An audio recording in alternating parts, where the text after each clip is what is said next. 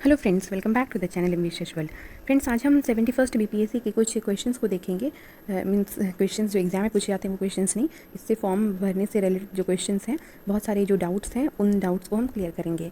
तो जो कैंडिडेट्स को जो ये डाउट्स आ रहे हैं कि क्या डिजी लॉकर ज़रूरी है, क्योंकि बीपीएससी ने कहीं ना कहीं अपने नोटिफिकेशन में ये मेंशन किया हुआ है कि आपको जो भी डॉक्यूमेंट्स वगैरह अपलोड करना है, इसके लिए बहुत सारे डॉक्यूमेंट्स पीडीएफ के फॉर्मेट में अपलोड करना होता है, तो उसे आप डिजी लॉकर से कर सकते हैं। तो ये डाउट्स आ रहे हैं कि डिजी लॉकर क्या कंपलसरी है कि करना ही होगा, अकाउंट बनाना ही होगा, या फिर बहुत से स्टूडेंट्स को इसमें डाउट्स आ रहे हैं कि ओटीआर में क्या क्या है ना चीज़ें जो आप चेंज कर सकते हैं, एडिट कर सकते हैं। एक बार ओटीआर आपने कंप्लीट कर देने के बाद कौन कौन सी चीज़ें आपका एडिट हो सकता है या फिर चेंज हो सकता है।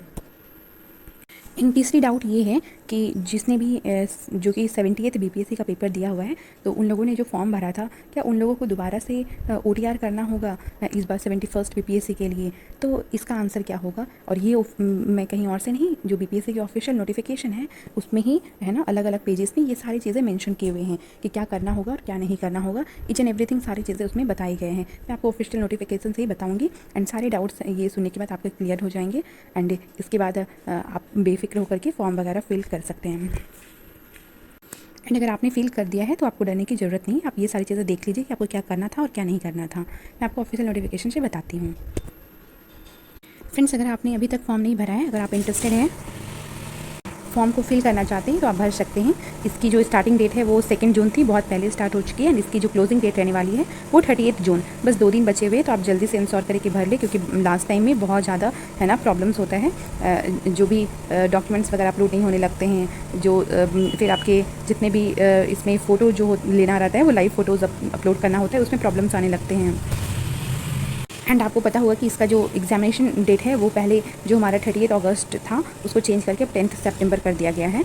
और अब हम बात करते हैं जिन भी स्टूडेंट ने पहले ओटीआर फिल कर चुके हैं 78th जो बीपीएससी थी उसके लिए, उन लोगों को क्या दोबारा से ओटीआर बनाना होगा। तो देखिए फ्रेंड्स, यहाँ पे नोटिफिकेशन में मैंने ये जो येलो कलर से आपको किया हुआ है अंडरलाइन, यहाँ पे है ना एक्सप्लिसिटली मेंशन किया हुआ है कि जिन्होंने भी पहले ओटीआर कर चुके हैं उन्हें भी दोबारा से ये जो भी न्यू साइट है इस पर जा करके आपको ओटीआर फिर से फिल करना होगा। एंड आप ये इंश्योर करें कि आप हर एक स्टूडेंट जो पहले ओटीआर कर चुके हैं उन्हें भी ये दोबारा से ओटीआर फिल करना ज़रूरी है। ये नोटिफिकेशन में लिखा हुआ है।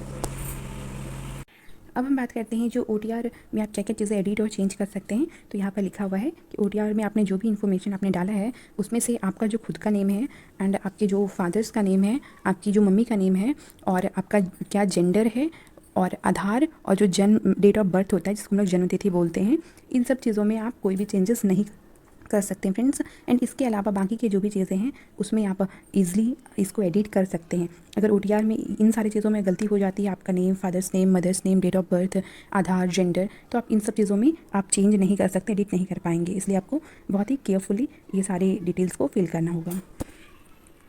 फ्रेंड्स, नेक्स्ट जो डाउट आता है कि क्या डिजी लॉकर सबके लिए कंपलसरी है? जिसने भी फॉर्म भर दिया है उनको भी डाउट आता है, जो भरने वाले हैं तो उनको भी आता है। तो यहाँ पे ये जो नोटिफिकेशन, ऑफिशियल नोटिफिकेशन, यहाँ पे डायरेक्टली मेंशन किया हुआ है कि आपको जो डॉक्यूमेंट्स अपलोड करने होते हैं ना, इसमें बहुत सारे डॉक्यूमेंट्स अपलोड करने होते हैं, पीडीएफ फॉर्मेट में अपलोड करने होते हैं, तो उसको आप डिजी लॉकर में अपना अकाउंट बना करके वहाँ से अपलोड कर सकते हैं। यहाँ पे बोल रहा है कि डिजी लॉकर से किया जा सकता है, मतलब यहाँ पे ऐसा नहीं है कि आप में है ना ऐसा बाइंडिंग नहीं किया गया कि डिजी लॉकर से ही करना है। बोल रहे हैं कि किया जा सकता है, तो आप कर सकते हैं और नहीं भी कर सकते हैं। अगर आपको डायरेक्टली अपलोड करना है तो वहाँ से कर सकते हैं, अदरवाइज़ आप डिजी लॉकर पे अकाउंट बना करके वहाँ से कर सकते हैं।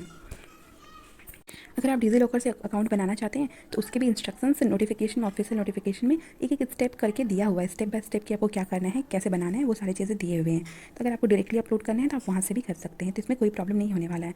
तो ये सारे डाउट्स थे जो कि बहुत ज़्यादा है ना कैंडिडेट्स को थे। Thanks for watching the video.